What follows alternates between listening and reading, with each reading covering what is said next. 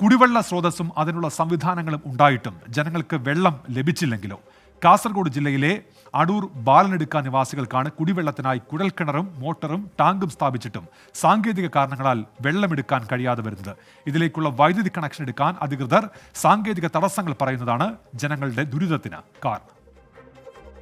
തേലമ്പാടി പഞ്ചായത്തിലെ ബാലനെടുക്കയിലെ ജനങ്ങൾ ഇന്ന് കുടിവെള്ളത്തിനായി നെട്ടോട്ടത്തിലാണ്. അത്യാവശ്യ കാര്യങ്ങൾക്ക് പോലും ദൂരദേശങ്ങളെ ആശ്രയിക്കേണ്ട അവസ്ഥ.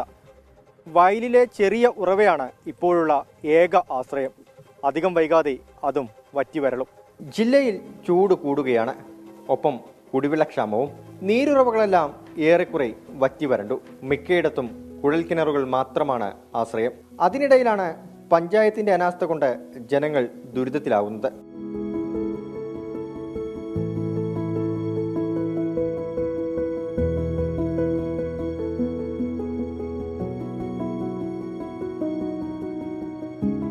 തേലമ്പാടി പഞ്ചായത്തിലെ 11, 12 വാർഡുകളിലേക്കായി കുടിവെള്ള പദ്ധതി നടപ്പിലാക്കിയിരുന്നു. ആദ്യമുണ്ടായിരുന്ന ജലനിധി കുടിവെള്ള സ്രോതസ്സിൽ ഉറവ പറ്റിയതോടെ പുതിയ കുഴൽക്കിണർ കുഴിച്ചു, ടാങ്കും മോട്ടറും സ്ഥാപിച്ചു. വീടുകളിൽ വെള്ളമെത്തിയോ എന്ന ചോദ്യത്തിന് ഉത്തരം നാട്ടുകാരുടെ വാക്കുകൾ തന്നെ. ഭയങ്കര ബുദ്ധിമുട്ടുണ്ട്. കുടിവെള്ളവും ഇല്ല. ഉണ്ടെന്നാണ് ഞങ്ങൾ പുറത്തിട്ട് കൊണ്ടുവരുന്നത്. അതിൽ നടക്കാനും കഴിയുന്നില്ല. കിണറ്റിലും വെള്ളമില്ല. 3 കൊല്ലം എന്തായി ഞങ്ങൾക്ക് കുടിവെള്ളമൊന്നും ഇല്ലാതെ. വാതിമേൽക്ക് തന്നെ വെള്ളം വന്നുകൊണ്ടുണ്ടായി. ഇപ്പം അതും ഇല്ല. കുടിക്കാൻ വെള്ളവും ഇല്ല, ഒന്നിനും വെള്ളവും ഇല്ല. ഭയങ്കര ബുദ്ധിമുട്ട്. 2 പട്ടികജാതി കോളനികൾ ഉൾപ്പെടെ 100ഓളം കുടുംബങ്ങളാണ് കുടിവെള്ളമില്ലാതെ കഷ്ടപ്പെടുന്നത്. ജില്ലാ കളക്ടർക്ക് ഉൾപ്പെടെ പരാതി നൽകി. പക്ഷേ 3 വർഷമായി കുടിവെള്ളം എത്തിക്കാൻ സ്ഥാപിച്ച മോട്ടോർ ഉൾപ്പെടെ തുരുമ്പെടുത്ത് നശിക്കുകയാണ്. പഞ്ചായത്തിൽ പറഞ്ഞു തന്നിട്ടില്ല. 2 കൊല്ലമായി വെള്ളം ബോറിട്ടിട്ട് ഞങ്ങൾക്ക് എടുത്ത് തന്നിട്ടില്ല. വളരെ കഷ്ടത്തിലുണ്ട്. നിലവിൽ സമീപത്തെ വയലിലെ ചെറിയ ഉറവയും വറ്റി തുടങ്ങി. വെള്ളത്തിനായുള്ള ദുരിതം പരിഹരിക്കാൻ അധികൃതർ തയ്യാറാകണമെന്നാണ് നാട്ടുകാരുടെ ആവശ്യം. വേനൽ കടുക്കുകയാണ്, കൊടും ചൂടാണ്. വെള്ളമെത്തിക്കാൻ അധികൃതർ നടപടിയെടുത്തില്ലെങ്കിൽ ഇനി എന്തു ചെയ്യുമെന്നാണ് ഇവരുടെ ആശങ്ക. അഭിലാഷ് പള്ളിക്കരയ്ക്കൊപ്പം അരുൺ പാറക്കൽ, 24 കാസർഗോഡ്. പൊതുജനം കഴുതയല്ല സാർ.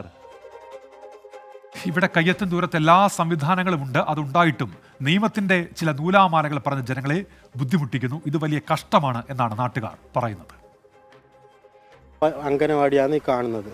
അംഗനവാടിക്കും വെള്ളമില്ല. അടുത്ത വീട്ടിൽ നിന്ന് ഇപ്പോൾ ഇന്നൊരു വീട്ടിൽ നിന്ന് വെള്ളം കിട്ടിയാൽ പിറ്റേ ദിവസം അടുത്ത വീട്ടിൽ വെള്ളമില്ല. അങ്ങനെ ഞങ്ങൾ ഹെൽപ്പറും എല്ലാവരും കഷ്ടപ്പെട്ടിട്ട് ഓരോ ബക്കറ്റ് വെള്ളമായിട്ട് കൊണ്ടുവരണം. ഇവിടുന്ന് കുറച്ചപ്പുറം ബോറിട്ടിട്ട് 4 ഇഞ്ച് വെള്ളം കിട്ടിയിട്ടുണ്ട്. അതിന്ന് പൈപ്പ് ഇട്ടിട്ട് കലക്ഷൻ കൊടുത്താൽ ഞങ്ങൾക്ക് വെള്ളത്തിൻ്റെ പ്രശ്നം തീരും. പഞ്ചായത്ത് ഏറെ അനസ്ഥയാണ് ഞങ്ങൾക്ക് ഈ വെള്ളം ഇല്ലാണ്ടാകുന്നത്. അതാണ് ഇങ്ങനെ പോയിട്ട് കൊണ്ടുവരുന്നത്. അത്ര തന്നെ.